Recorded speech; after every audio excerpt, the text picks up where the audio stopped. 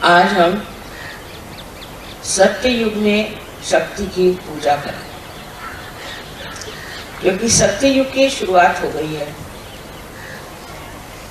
और इसी वातावरण के कारण शक्ति का रूप भी प्रखर होता है। शक्ति का पहला स्वरूप है कि वो प्रकाशमान, तेजस्वी, तेजपुंज। ये शक्ति जब प्रकट होगी पूर्णतया इस सत्युग में, तो हर एक गलत किस्म के लोग सामने उपस्थित हो जाए, उनकी सारी कार्रवाइयां सामने आ जाए। उनकी जो कार्य प्रणाली आज तक चोरी छुपे चल रही थी और उसमें वो मगन थे, वो सब खुल जाए।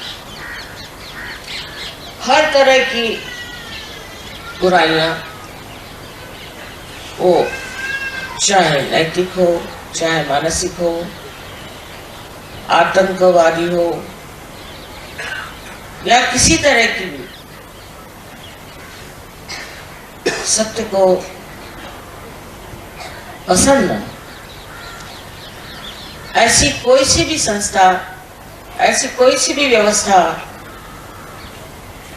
बच नहीं सके, क्योंकि उस पर सत्य का प्रकाश पड़ेगा। इस सत्य के प्रकाश में आप एक शक्ति की विशेष प्रकृति देखिएगा, उसकी एक विशेष आकृति देखिएगा। कारण मैंने आपसे पहले बताया था कि अब कृतयुग शुरू हो गया और इसके बाद सत्ययुग आएगा, और ये भी बता गया था कि सत्ययुग का सूर्य क्षितिज पर आ गया। इसकी प्रचिति आपको मिली, इसका प्रूफ आपको मिली। इस सत्य के मार्ग में जो भी असत्य लाएगा वो पकड़ा जाएगा। फिर वो सहयोगी क्यों ना, वो अपने को सहयोगी कहलाता है और गलत काम अगर करता है तो वो बच नहीं सकेगा। उसको आज तक सत्य ने बचाया, संभाला, उसकी रक्षा कर। लेकिन अब इससे आगे उसमें शक्ति नहीं, सच में वो शक्ति नहीं है कि वो सत्य के आगे ऐसे लोगों को बचा सके जो सत्य का तमगा लेकर सके। सत्य में सबसे बड़ी शक्ति आपसे मैंने कल ही बताया था कि प्रेम की है, परसों। प्रेम की शक्ति सबसे बड़ी। प्रेम का मतलब अहंकार रहित, किसी अपेक्षा के बगैर, किसी भी एक्सपेक्टेशन के बगैर प्रेम का अव्याहत साम्राज्य फैलाना। ये शक्ति कार्य करेगी, किंतु ये जो शक्ति चैतन्य की है वो आपके ही माध्यम से कार्य कर सकती। अगर चैतन्य स्वयं ही इस कार्य को कर सकता तो आज आप लोग सहयोगी नहीं बनते और सहयोगियों की कोई जरूरत भी नहीं रहती। लेकिन आज जो सहयोगियों की जरूरत आप समझ रहे हैं कितनी है, कि सामूहिकता में सहयोगी तैयार हो रहे हैं। इसका कारण यह है कि चैतन्य का वहन, उसका चैनल आप लोग।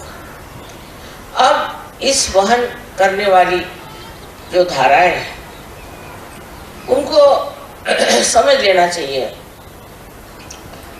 कि आपको किसी भी गलत काम की ओर नजर तक नहीं उठाना चाहिए, क्योंकि आप स्वयं शक्ति से संचालित हैं। आप में हर तरह की शक्ति वहन हो रही है,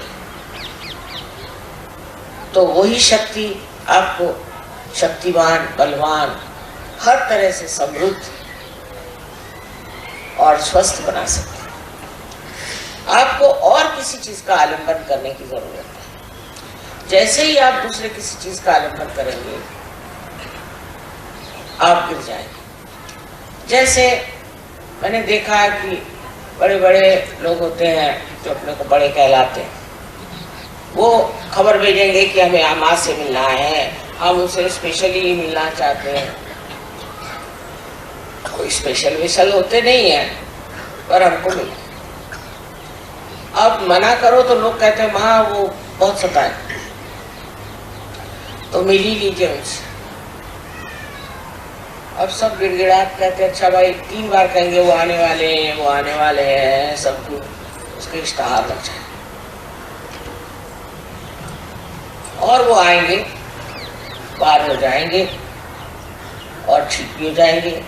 उसके बाद वो पूछेंगे भी नहीं, क्योंकि वो समझते नहीं कि सत्य की शक्ति कितनी जबरदस्त है। एक बार अगर आप समझ में आ गए तो बेहतर है कि आप समझ में उतर जाए, नहीं तो बचत नहीं है। हर बार इंसान यही सोचता है कि मेरा क्या फायदा है, समझ में आने से मेरा लड़का बीमार है तो मेरी लड़की बीमार है, तो मेरा फलाना है तो ठिकाना है, तो मेरे पैसे गायब हो गए, तो इनकम टैक्स आ गया, फलाना हो गया, ठिकाना। लेकिन ये सब आफतें जो है ये एक साथ आपकी टन है। सबसे पहले तो मनुष्य में अगर समाधान भी नहीं आया तो सहज बेकार हो जाता।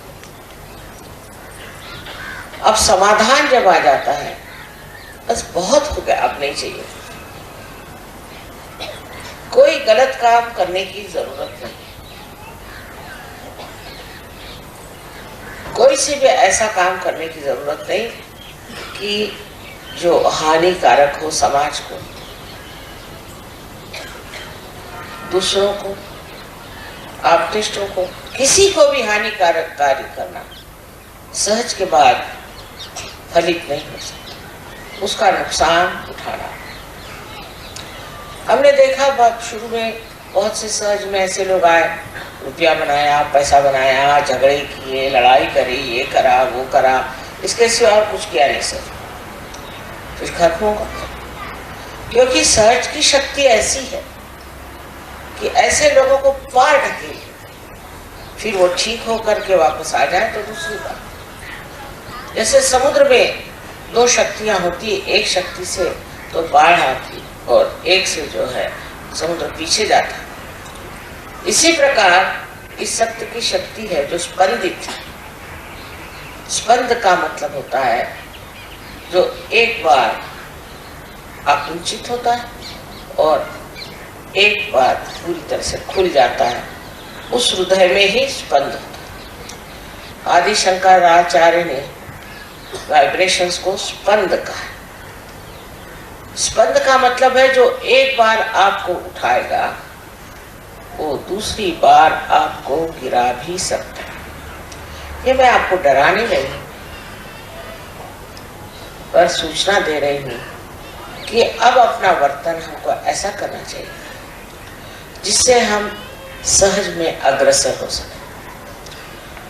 मैंने परसों कहा था कि नॉर्थ इंडिया में सहयोग बहुत जोरों में फैल रहा है, बहुत जोर, हर जगह जैसे आग लग रही हो, लोग सहज में आ रहे हैं क्योंकि सहज से लाभ बहुत है। तंदुरुस्ती अच्छी हो जाएगी, किसी को धन लाभ हो जाता है, किसी को पुत्र लाभ हो जाता है, कोई न कोई लाभ हो जाता है, किसी का बहुत ज्यादा, किसी का कुछ। किंतु सबसे बड़ा लाभ सहयोग का यह कि समाधान, कि इससे आगे अब कुछ नहीं चाहिए, मुझे और कुछ नहीं चाहिए, मैं सब पा चुका।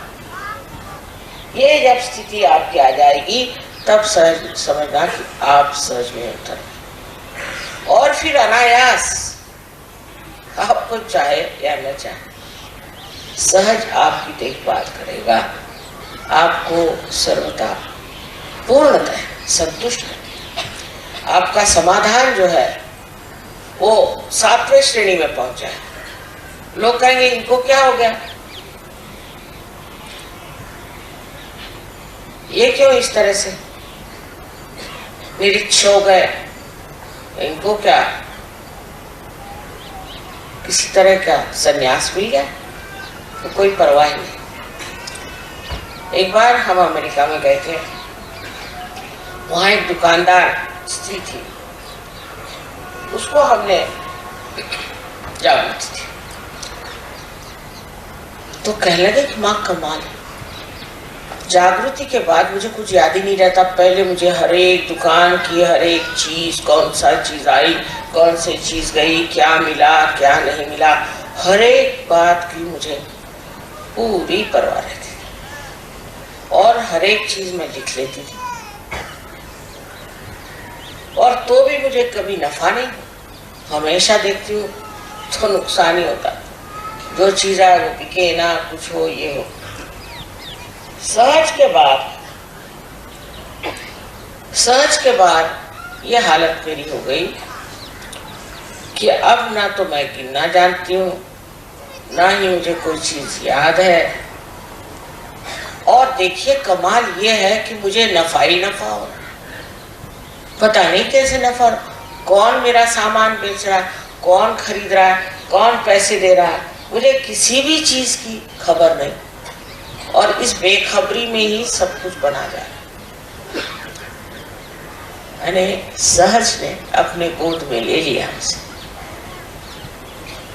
और सारी जो कुछ परेशानियां थी, नाप तोलने की, बेचने की, नफा रखने की, वो सब खत्म हो करके वो बस मस्ती में आ गई। पहले अब क्या, मेरी तो दुकान कोई चला ही रहा है, पक्की बात, मैंने अपनी दुकान चला। और सब चीज इस प्रकार हो जाने से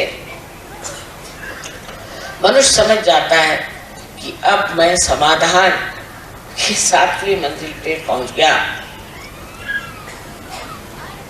उसको सोचना भी नहीं पड़ता, विचारों से परे ये दशा है। अब इसका कारण ये है कि सहज से पहले हम विचारों पे रहते हैं, हर चीज आप गिनते रहते हैं, हर चीज आप नापते रहते हैं, घड़ी हर बार आप देखते रहते हैं, और हर समय आप देखते हैं कि कुछ न कुछ चूक ही जाता है। बहुत हिसाब किताब रखने पर भी आप देखते हैं कि सर दर्द हो गया, लेकिन कोई फायदा नहीं, क्योंकि सहज में आपने ये कार्य अपने ऊपर कैसे ले लिया, तो सहज कार्य, स्पॉन्टेनियस। सहज में सब चीज एकदम सहज हो जाती है।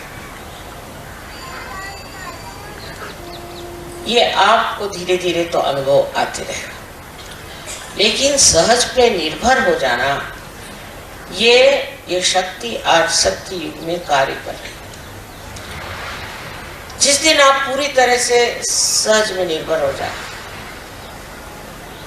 तो सारा ही कार्य, सारा ही आपका जीवन ही सुचारू रूप से पूरी तरह से प्लावित हो जाए, और आपको किसी भी प्रकार की दखल लेने की जरूरत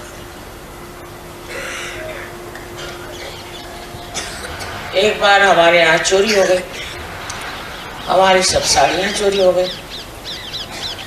मुश्किल से एक साड़ी सिल्क की बची, वही पहन करके मैं सारी पार्टी में जाती थी, गुस्से में जाती थी। हमारे पति भी सोचने लगे कि इनको क्या हो गया, एक ही साड़ी पहनती है। मैंने कहा मेरे पास अभी एक ही है, अब आप लोग इतनी साड़ियाँ मुझे देते हैं कि मैं मना भी करती तो साड़ी पे साड़ी, साड़ी पे साड़ी। तो मैंने कहा कहीं द्रौपदी वस्त्र हरण का आप अगर इंतजाम करें तो कुछ ठीक हो जाए, क्योंकि ये रखूँ का मैं तो पहनती भी नहीं है सब साड़ी। लेकिन समाधान मिलना यही सबसे बड़ा बख्शिश है। अब समझ लीजिए हमें कोई चीज पसंद आई और उसके लिए हम दौड़ रहे हैं कि हमें ये चीज चाहिए, वो चीज चाहिए, जरूरी चाहिए, उसके लिए मरेंगे, वही चीज लेनी है हमने, वो देखिए हमें पसंद नहीं है, मर मुड़ा के भी कर्जा लेके ली चाहे जैसा, और उसके बाद उसके और देखते नहीं, फिर दूसरी चीज की और देखने लगे। जो चीज पाई उसी का सुख, उसी को देखना नहीं। आजकल इतने सुंदर फूल खिले हुए हैं दिल्ली शहर में, मैं वही रास्ते पर देख रहे आ रही थी, इतने सुंदर फूल खिल रहे हैं पेड़ों पर। आप में से न जाने कितनों ने देखे कि नहीं देखे।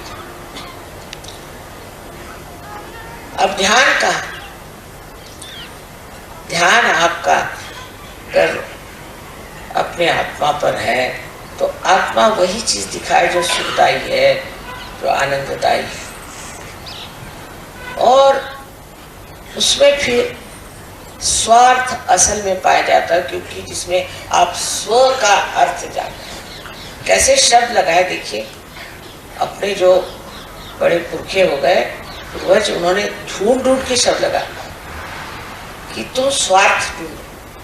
स्वार्थ का माने स्व का अर्थ। पहले लोग सोचते स्वार्थ का मतलब पैसे कमाओ, ये करो वो करो वो करो, पर उसमें सुख नहीं मिला। जब खोजते खोजते आप पगले हो जाएंगे तब फिर आप स्व की ओर दौड़े। इसलिए उनका पहले तू स्वार्थ खोज, इसमें तेरा क्या स्वार्थ है वो देख, इसमें तेरा कौन सा फायदा है।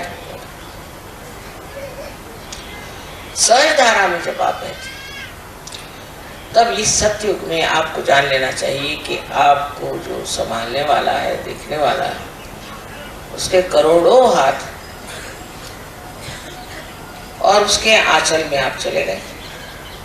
अब क्यों गलत काम करो, क्यों ऐसी वैसी बात करो जिससे कि आप पकड़ में आ जाए और बेकार में परेशान हो जाए।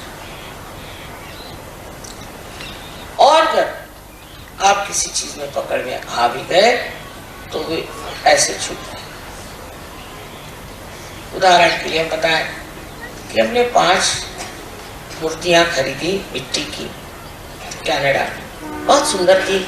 सोचा ऐसी मूर्तियां हमारे यहाँ बने।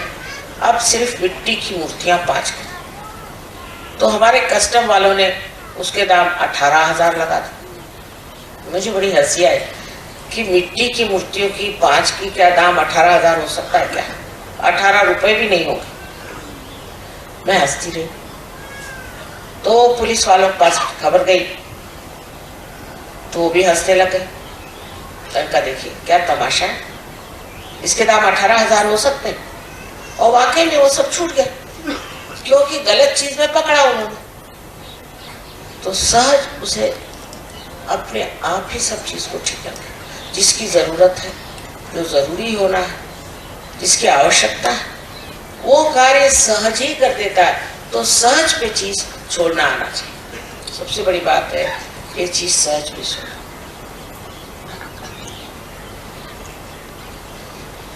बहुत सी बातों में हम देखते हैं कि लोग बेकार में परेशान, बेकार में परेशान, और इस परेशानी का मतलब ये है कि अभी वो सहज। तो एक तो इस सत्ययुग में जो शक्ति का स्वरूप है वो प्रकाश, और दूसरा सत्य, तीसरा प्रेम, और चौथा मनस्या।